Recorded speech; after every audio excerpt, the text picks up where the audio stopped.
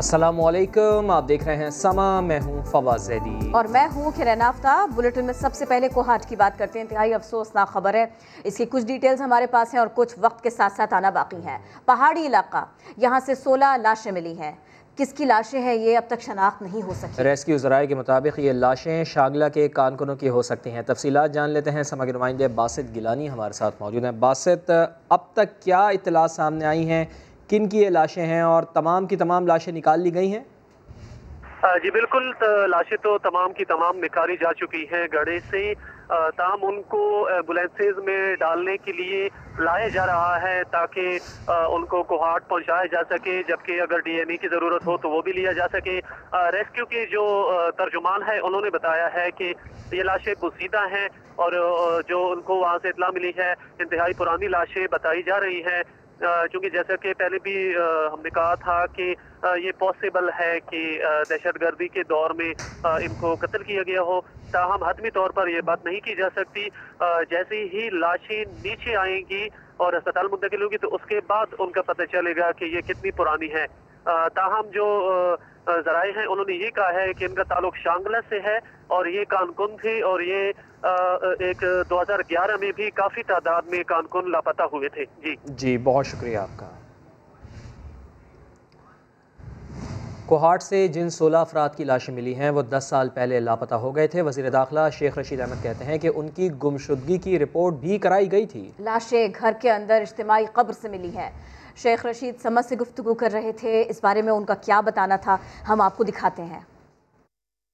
ये कोई 2010-11 की इज्तिमाई कब्र है। सितंबर में ये कोई शांगला के लोग लापता हुए थे। 16 मजदूर थे शांगला के और गमबान यही है कि इनको तालिबान ने वहाँ इज्तिमाई कब्र के बाद दफनाया था और ये घर के अंदर से कब्र बरामद हुई निकली है और जिसको एक एक करके वो कल इन्होंने तदफीन शुरू की है। ये मुझे KPK के IG ने रिपोर्ट दी। ये अब के वाकयात नहीं है, ये कोई 10 साल पुराना वाकया है कि 10 साल पहले इनकी गुमशुदगी की मजदूरों की रिपोर्ट हुई थी। ये 10 साल के बाद इनकी ये इज्तिमाई कब्र मिली है। तर्जुमान खैबर पख्तूनख्वा हुकूमत कामरान बंगश कहते हैं कि शांगला से मिलने वाली 16 लाशें कानकुनों की हैं। रेस्क्यू ऑपरेशन मुकम्मल कर लिया गया है। लवाहिकीन से राब्ते में है, कातलों को जल्द गिरफ्तार किया जाएगा। मामले को वज़ीर आला KPK खुद देख रहे हैं। लवाहिकीन के लिए माली इमदाद का ऐलान भी किया जाएगा। 16 अफराद जो है जो कि वो कानकुन थे, माइनिंग से रिलेटेड थे, वो उनकी लाशें मिली हैं। रेस्क्यू ऑपरेशन अभी थोड़ी देर पहले कंप्लीट हुआ है। ये एक ही कब्र में दफनाए गए थे, एक ही जगह पे ज़मीन में, तो वो रेस्क्यू ऑपरेशन अभी कंप्लीट हो गया। इन लोगों का ताल्लुक जो है वो शांगला के एरिया से हैं, माइनिंग वर्कर्स हैं। ये लवाहिकीन के साथ राब्ता हो गया। हमारे जो लेबर मिनिस्टर है वो कल इनके जनाजा में भी शिरकत करेंगे। वज़ीर आला साहब के साथ चूंकि मैं आज पूरा दिन था, वो खुद इस पूरे मामले को जो है पर्सनली मॉनिटर कर रहे थे और इंशाल्लाह ये जो कल्प्रेट्स हैं या जिन्होंने ये कबीह फैल किया उनको बहुत जल्द पकड़ा जाएगा और इंशाल्लाह इनके लिए हम फाइनेंशियल एड का पैकेज भी ऐलान भी वज़ीर आला साहब करेंगे। सियासी मामलात का जिक्र करते हैं। वज़ीर आज़म का कहना है कि माफिया से जंग चल रही है। सियासी माफिया कानून के सामने मुज़ाहिमत कर रहा है। कानून की बालादस्ती के बगैर मुआशरा आज़ाद नहीं हो सकता। ये मुल्क के लिए फैसला कुन वक्त है। पहली बार बाअसर लोगों को कानून के नीचे ला रहे हैं। वज़ीर आज़म का कहना था कि निज़ाम की तब्दीली में वक्त लगेगा क्योंकि स्टेटस को तब्दीली नहीं चाहता। मामला मालियाती स्कैंडल का। जहांगीर तरीन और अली तरीन रिकॉर्ड समेत FIA के दफ्तर में पेश हुए। तहकीकाती टीम ने बाप बेटे से मालियाती स्कैंडल पर तफ्तीश की, सवाल किए। मनी लॉन्ड्रिंग और कंपनीज की ट्रांजैक्शंस के बारे में जवाबात मांगे गए। इसी पर रिपोर्ट कर रहे हैं जहांगीर खान।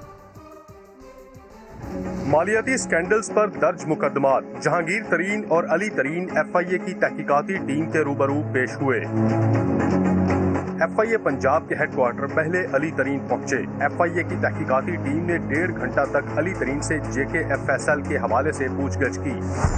बेटे के बाद बाप की पेशी हुई। जहांगीर तरीन को 2 केसेस में तलब किया गया जो रिकॉर्ड समेत पेश हुए। उनसे भी तकरीबन 1 घंटा 20 मिनट तक तफ्तीश की गई। जहांगीर तरीन से उनके दामाद की फारूकी पल्प मिल और बेटे अली तरीन की कंपनी की खरीदारी के हवाले से सवालात किए गए। FIA हुक्काम के मुताबिक जहांगीर तरीन और अली तरीन से की गई तफ्तीश और उनके जवाबात तहकीकाती रिकॉर्ड का हिस्सा बना दिए गए हैं। कैमरामैन इशफाक अब्बासी के साथ जहांगीर खान, समा, लाहौर। जहांगीर तरीन वजीर आजम के थे करीब तरीन। पाकिस्तान तहरीक इंसाफ है इमरान खान की वजह से। हुकूमत बनाने के लिए जरूरी तरीन, जोड़ तोड़ के लिए थे मशहूर तरीन। बिजनेस की दुनिया में खुशहाल तरीन। जहांगीर तरीन जो सबसे ज्यादा टैक्स देता है, जहांगीर तरीन के ऊपर पूरा एतमाद है। मगर चीनी स्कैंडल आया तो उसमें भी थे तरीन। जितना करीबी मेरा ताल्लुक उनसे था वैसा तो अब नहीं है। बताया था वजीर आजम ने पहले, करप्शन में नाम आया तो अंजाम होगा बदतरीन। मैं तो दोस्त था कि दुश्मनी की तरफ क्यों धकेल रहे हैं। अब वक्त है उन पर मुश्किल तरीन। बढ़ता जा रहा है। आखिर ये इंतकामी कार्रवाई क्यों हो रही है? हम तहरीक इंसाफ से इंसाफ मांगते हैं। जहांगीर खान तरीन और PTI में गलतफहमियां कौन दूर करवा सकता है? हम ख्याल ग्रुप के मेंबर असलम भरवाना ने नाम बता दिया है। समा को इंटरव्यू में बोले, गवर्नर पंजाब चौधरी मोहम्मद सरवर किरदार अदा कर सकते हैं। जहांगीर खान तरीन इमरान या बुज़दार हुकूमत गिराना नहीं चाहते। जहांगीर तरीन साहब क्या इमरान खान और बुज़दार की हुकूमत गिराना चाहते हैं? ना उन्होंने कोई बात इस किस्म की बात की है, ना उन्होंने कोई तासुर ऐसा दिया है कि वो किसी हुकूमत को, सूबाई को या मरकज़ की हुकूमत के ख़िलाफ़ या गिराना चाहते हैं। हम PTI के साथ हैं और हम PTI का साथ देंगे। और जो लोग गलत फहमियाँ फैलाने वाले हैं या इनके दरमियान में कोई ऐसे लोग हैं अलहदगी, इनको अलहदा करने की कोशिश में, तो ये वो बेशक कान खुल कर सुने। इतना जल्दी मेरा नहीं ख्याल कि जहांगीर तरीन पीछे हटने वाला नहीं है। पीपल्स पार्टी के साथ कोई 1% भी प्रोग्राम होता तो वो पहले ही बन चुका हो। अहमद महमूद के साथ उनकी रिश्तेदारी कल परसों तो नहीं ना हुई, वो तो बहुत पुरानी है। सरवर साहब कर सकते हैं, वो उस पोजीशन में हैं, वो तजर्बाकार हैं और बहुत उनके पास एक्सपीरियंस है, वो इसमें पार्ट प्ले कर सकते हैं, इसमें कोई शक नहीं। तो मुझे उम्मीद है इंशाल्लाह वो करेंगे। क्या वज़ीर आज़म और जहांगीर तरीन में दूरियां हफीज़ शेख की हार की वजह?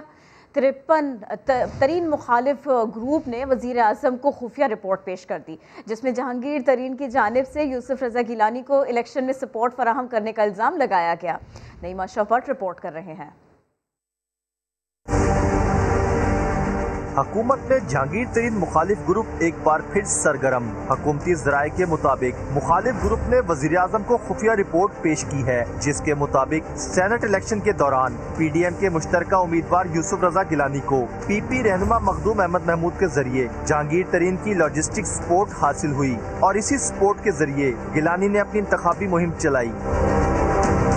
रिपोर्ट में ये भी कहा गया है कि हफीज शेख की दरख्वास्त पर जहांगीर तरीन ने फैसलाबाद का दौरा किया और नाराज MNAs को मनाने की कोशिश की, लेकिन इसके बाद ये मुहिम आगे ना बढ़ाई गई।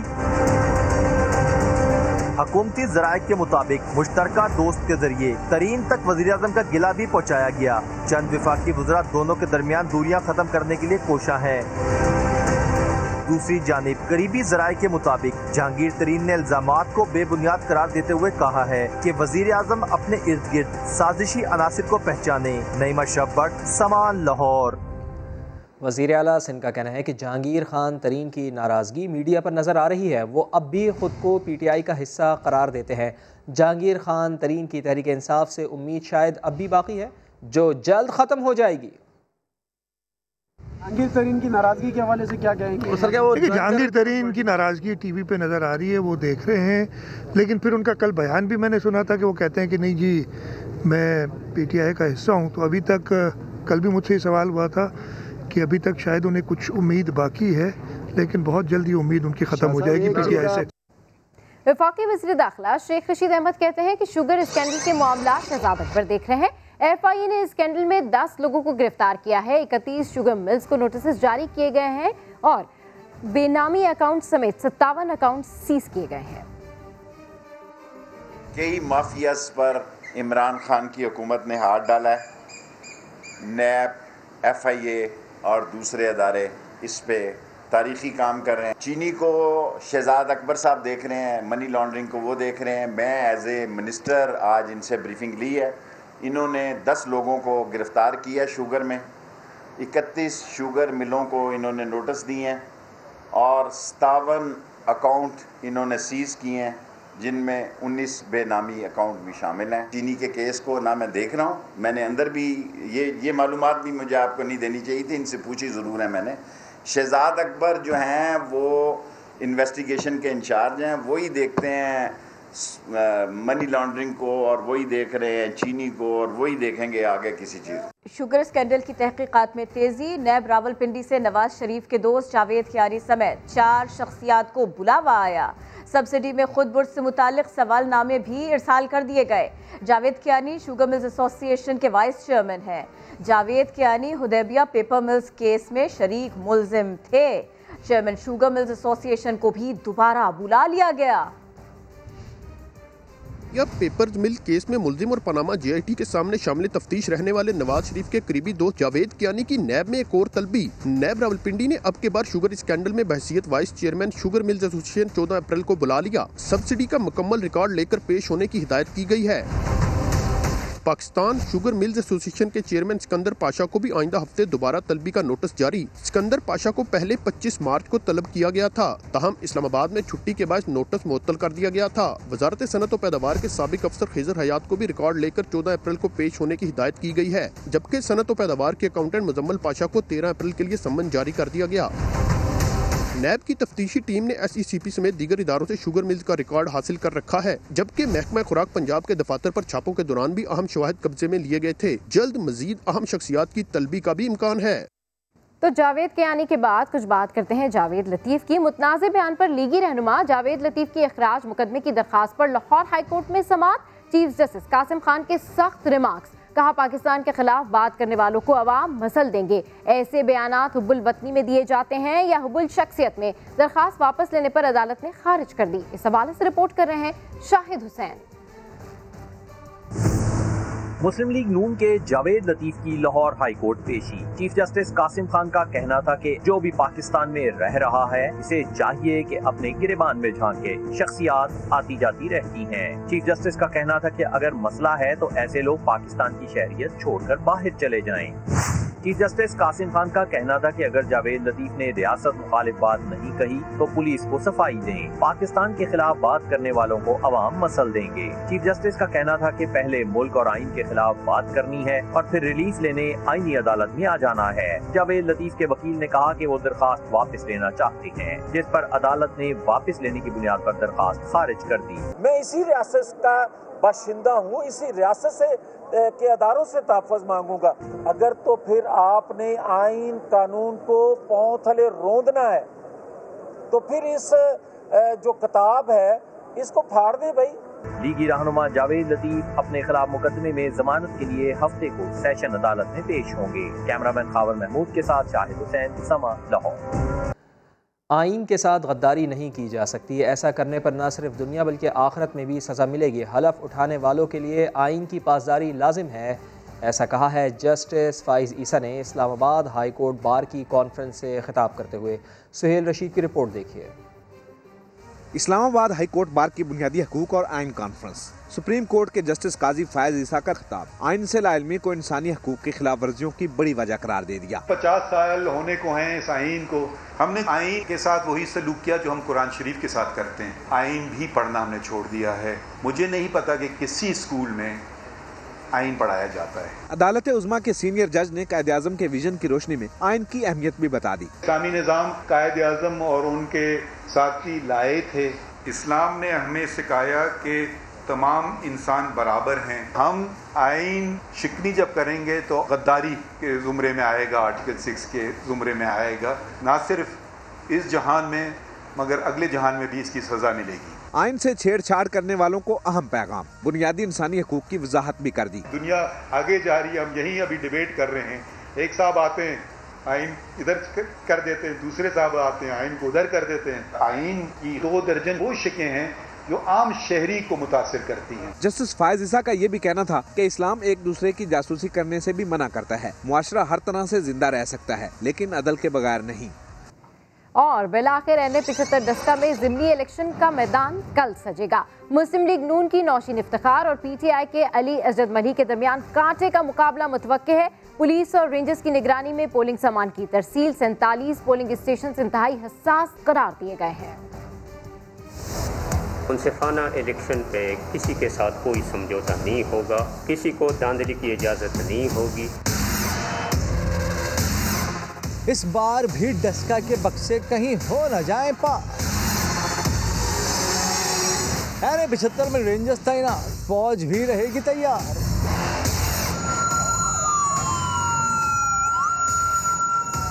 सख्त सिक्योरिटी में पोलिंग के सामान की तरसील, गैर मुतल्लका अफराद का दाखिला ममनू, 47 पोलिंग स्टेशन इंतहाई हसास करार। डिप्टी कमिश्नर गुजरावाला और RPO ने election command and control centre का दौरा किया, शरपसंदों से अपने हाथों से निपटने का इंतबाह दिया। सुबह इलेक्शन कमिश्नर ने भी उम्मीदवारों और इंतखाबी अमले से की मुलाकात, कहा किसी किस्म की कोताही नहीं की जाएगी बर्दाश्त। पिछली दफ़ा जो कोताहियाँ उनसे हुई हैं उसको रिपीट न करें। इलेक्शन के दिन जब तक वो प्रिजाइडिंग अफसर से फार्म 45 और 46 की कापी न ले दस्तखत शुदा, उस वक्त तक पोलिंग स्टेशन को न छोड़े। मगर नून लीगी रहनुमा ने किसवाल में इंतखाबी मुहिम के दौरान लगाया फायरिंग का इल्जाम, PTI कारकुनों के खिलाफ हुआ मुकदमा दर्ज। हमारे कारकुन अहमद भट्ट और उनके साथ हमारी साबका MPA कस्सोवाला में मौजूद थे कि चंद लोगों ने मुसल्लह अफराद ने उनकी गाड़ी रोकी, जान से मारने की धमकी दी, हवाई फायरिंग की। तहरीक इंसाफ ने इल्जामात किए मुस्तरद, मुस्लिम लीगी कारकुनों के खिलाफ मुकदमे के लिए पुलिस को दी दरख्वास्त। डिप्टी कमिश्नर सियालकोट ने हल्के में छुट्टी का नोटिफिकेशन भी जारी कर दिया। NA-75 डस्का के ज़िमनी इलेक्शन से पहले ही नून लीग को धांधली के खदशात हो गए। इसी सब के ऊपर बात करते हैं समा के नुमाइंदे जुल्करनैन इकबाल से। जुल्करनैन इकबाल, क्या कहा गया है नून लीग की जानिब से?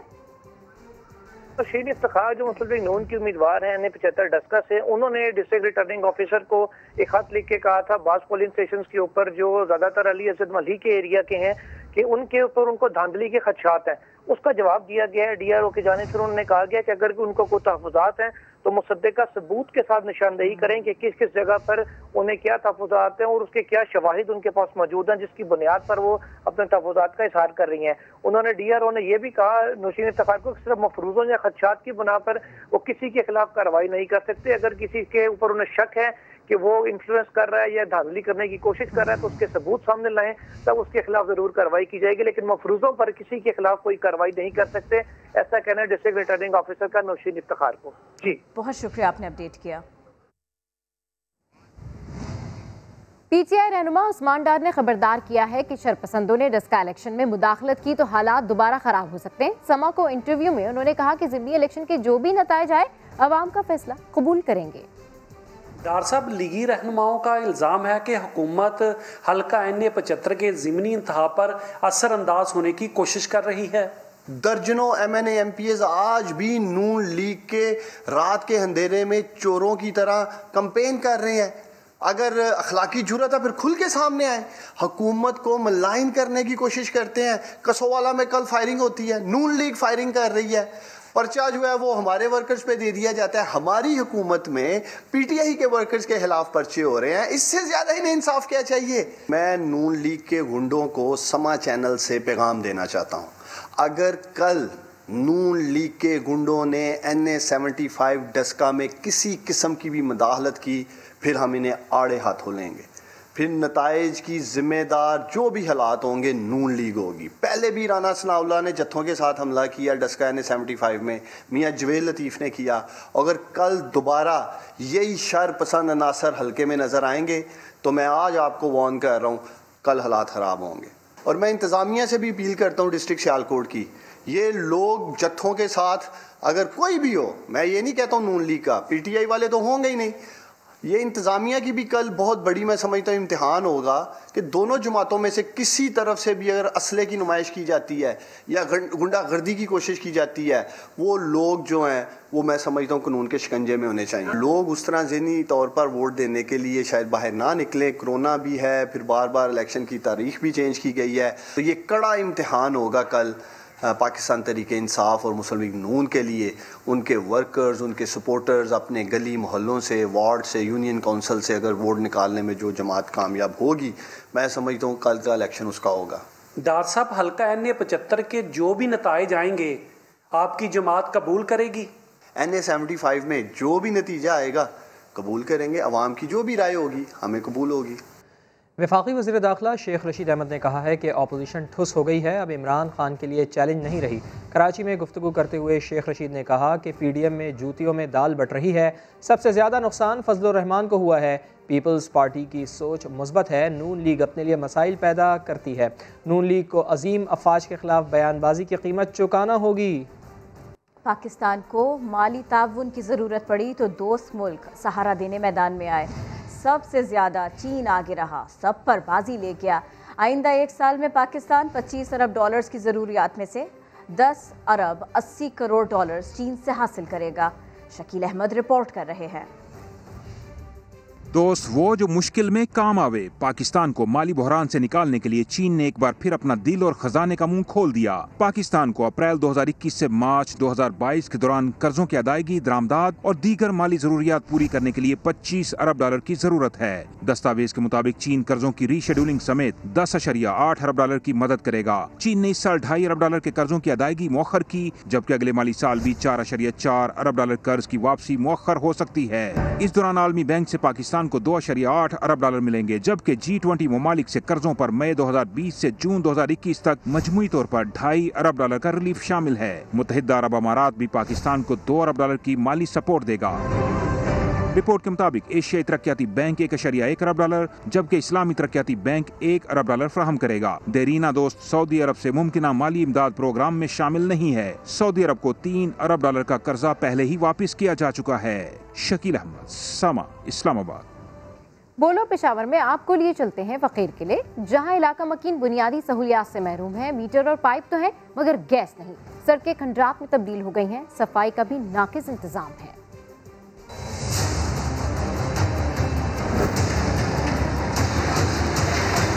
मेरा नाम मियां अकमल है, यहाँ फकीर किले का मुस्तकिल रिहायशी हूँ।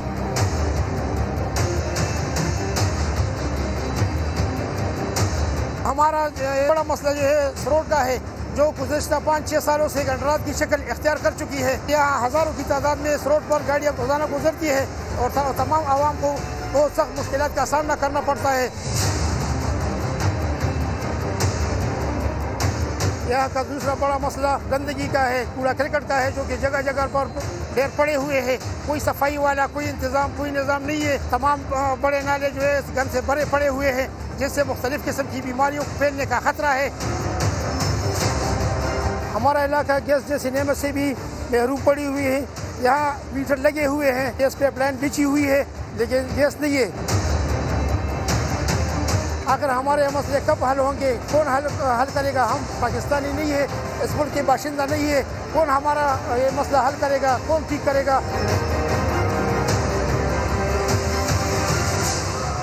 गुज़िश्ता हफ्ते महंगाई 15 माह की बुलंद तरीन सतह पर पहुँच गई। 18 अशिया महंगी हुई, 13 मसनूआत की कीमतों में कमी हुई है। तो इसी सिलसिले में बात कर लेते हैं। समा के नुमाइंदे शकील अहमद हमारे साथ है। शकील, क्या महंगा हुआ, क्या सस्ता रहा? देखिए किरण, जो चीज़ें महंगी हुई हैं उसमें तो चिकन, आलू, टमाटर, कुकिंग ऑयल है, घी, इसी तरह दूध, दही और केले, दाल मूंग वगैरह शामिल हैं। अलबत्ता ये बताया गया है कि चीनी, लहसुन, गंदम का आटा, दाल चना और प्याज वगैरह सस्ते हुए हैं। सबसे ज़्यादा जो महंगी चीज़ हुई पिछले हफ्ते वो 27 रुपये चिकन महंगा हुआ, 265 रुपये औसत कीमत रही। आलू जो है वो 4 रुपये महंगे हुए, इसी तरह टमाटर भी 3 रुपये किलो महंगे हुए। चीनी की कीमत में अलबत्ता ये कहा गया है कि 3 रुपये कम हुई, मार्केट में तो रेट ज़्यादा है। LPG सिलेंडर 34 रुपये सस्ता हुआ। और जो महंगाई की जो शरह है वो जनवरी 2020 के बाद बुलंद तरीन है, यानी 15 माह की।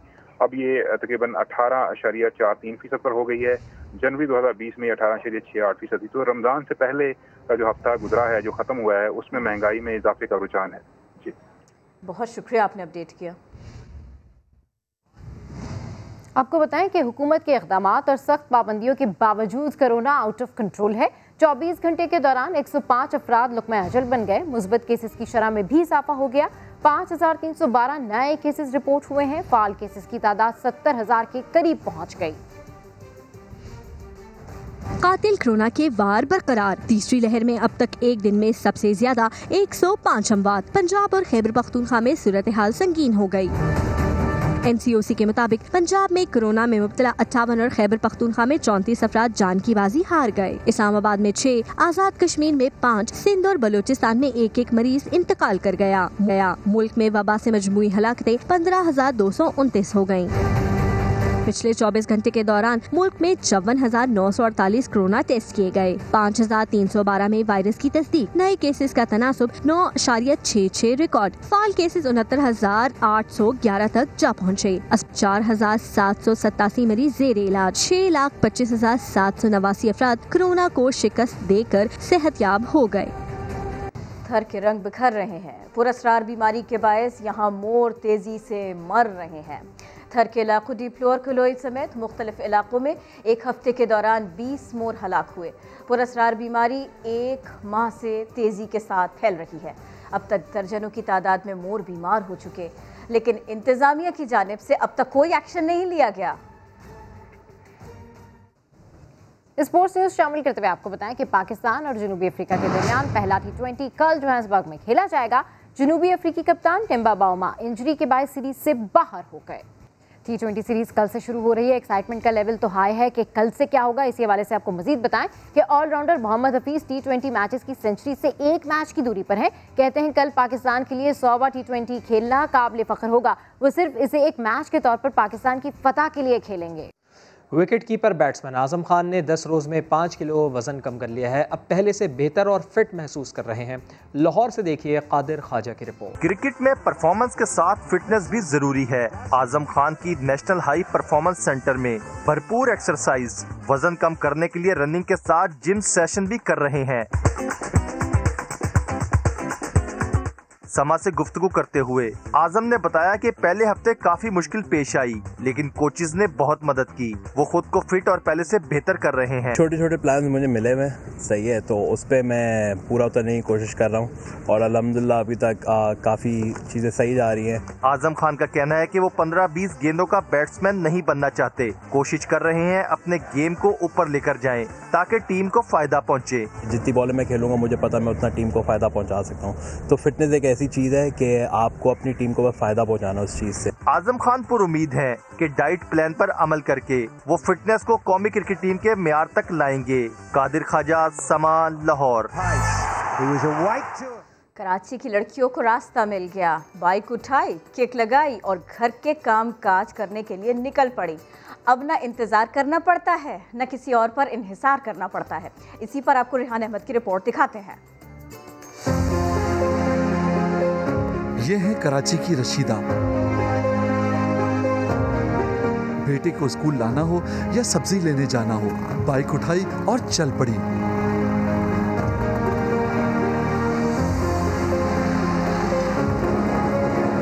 रशीदा कहती हैं कि उनके शौहर ने उन्हें सपोर्ट किया। अब वो घरेलू काम निपटाने के लिए किसी मर्द की मोहताज नहीं।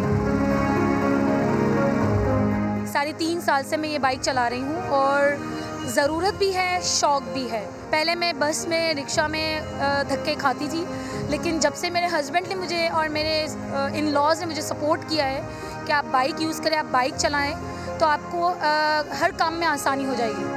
रशीदा इस बात पर यकीन रखती हैं कि महज बाइक चलाने से नावाकिफ होना औरतों की मजबूरी नहीं बननी चाहिए। औरत को खुद मुख्तार होना चाहिए। अगर औरतें पैदल निकल सकती हैं, हर जगह जा सकती हैं, मार्केट जा सकती हैं, कहीं भी आउटिंग के लिए पैदल जा सकती हैं, रिक्शा लेके जा सकती हैं, तो बाइक पे भी जा सकती हैं। मैं चाहती हूँ कि भाई और फादर और सब सपोर्ट करें प्लीज़ अपनी लेडीज़ को, अपनी घर की लेडीज़ को, ताकि वो खुद इंडिपेंडेंट हो के अपना काम खुद कर सकें। रशीदा जैसी खवातीन पाकिस्तानी औरतों के हौसले बुलंद करने में मददगार साबित हो रही हैं। कैमरामैन मोहसिन अली के साथ रेहान अहमद, समा, कराची।